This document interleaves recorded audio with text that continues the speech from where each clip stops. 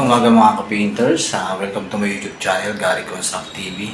Ngayon po mga ka-painters, ang gagawin po natin, magla-lime wash po tayo mga ka-painters. Siguro nakikita nyo na rin po kung paano mag-lime wash finish. Pero ngayong araw po, ipakita ko po sa inyo yung simpleng paraan na mag-lime wash finish.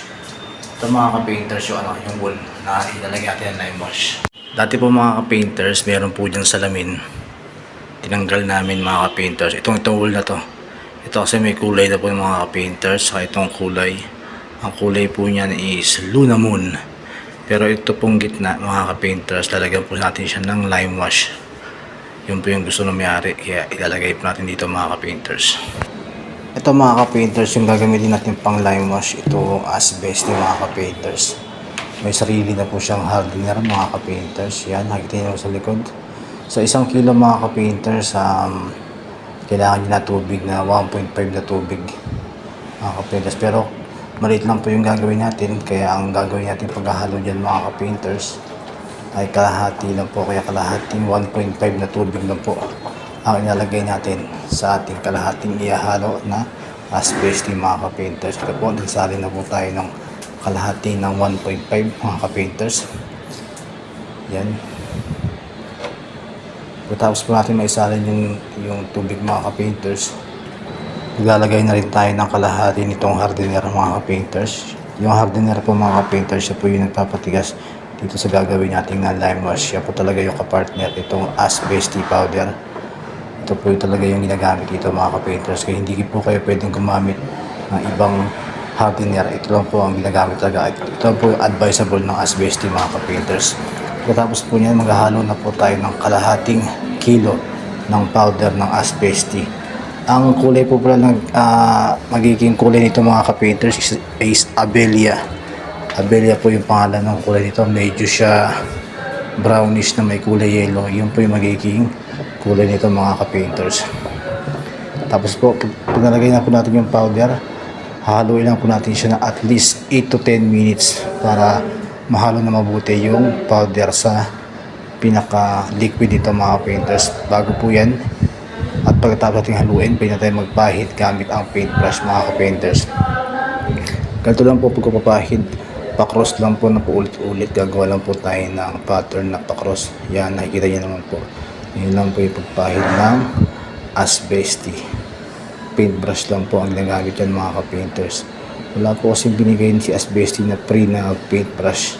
Dati meron kami nakuha free na paintbrush, ngayon po wala. Kaya ito na lang pong paintbrush yung ginamit ko na DDoS mga ka-painters. Pero okay po naman ito mga ka-painters. Sa paghagod lang po yan mga ka-painters para magiging maganda yung finish na ating lime wash. Sa mga hindi pa nakasubscribe ng aking YouTube channel, please subscribe Gary Construct TV para update kayo sa mga bagong video ko na nilalabas about painting works, basic knowledge, mga video about sa construction mga ka-painters. Yun po yung mga ginagawa ko sa aking YouTube channel mga ka-painters. Maraming salamat mga ka-painters sa mga sumusuporta sa akin, sa mga katulad kong pintor, sa mga ka-construction worker ko mga ka-painters. Shout out sa inyo lahat ng sumusuporta. Maraming salamat po. Ito na po mga ka-painters, kasalukuyan na po tayo nag-asbestos dito mga ka-painters. Yan, nakikita nyo naman po yung paghahagod ng brush. Naka-cross lang po siya mga ka-painters. Ang pattern niya ay cross lang po. Yan o, nakikita nyo naman po mga ka-painters. Yan, ganyan lang po yung paghahagod para maging maganda ang kinalabasan ng inyong lime wash finish mga ka-painters. Dapat meron tayong pattern na sinusundan para hindi po tayo magkakamali. Kasi dyan po sa pattern na po natin yan mga ka-painters, dyan tayo makakabuo ng magandang finish na parang talagang hindi mo akalain na nagawa mo yung ganung finish mga ka-painters dahil dyan sa cross na paghagod ng brush. Yan mga ka-painters. Ito na po mga painters, tapos na po tayo sa ating first coat ng asbestos. Yan, nakikita nyo naman po medyo basa-basa pa kaya hindi pa masyadong pantay mga ka-painters. Mag-aantay po tayo at least 1 oras para matuyo yung ating first coat ng asbestos. Kapag natuyo na po siya, saka po tayo magpapahid ng ating second coat ng asbestos mga ka-painters. Ito na po, medyo tuyo-tuyo na po siya mga ka-painters. Pwede na po tayo magpahid ng asbestos. Hanggang baba po yan mga ka-painters. Meron din siyang lime wash finish para isang diretso po yung pagkaka-finish po niya. Yan, natin baba, parehas lang po siya. Ito na po mga ka-painters, medyo tuyo na po yung ating first coat ng ating lime wash, kaya po ngayon mag-second coat na po tayo mga ka-painters.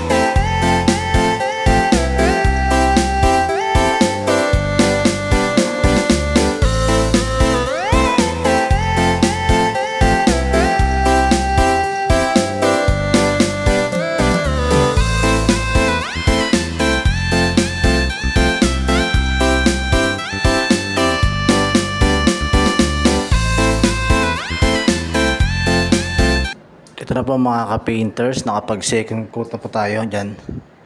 Tapos na po yan sa second coat mga ka-painters, pati yung sa ilalim. Yan o. Yan mga ka-painters. Bali, papatuyuin lang po natin siya. Meron po kasi siyang curing time na 3 days para ma-achieve talaga yung pinakakulay niya mga ka-painters. Yan, maraming salamat mga ka-painters panonood ng aking video tutorial about lime wash ng Asbesty.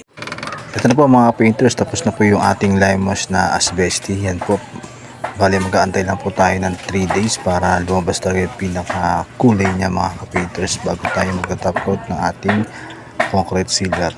Maraming salamat mga ka-painters.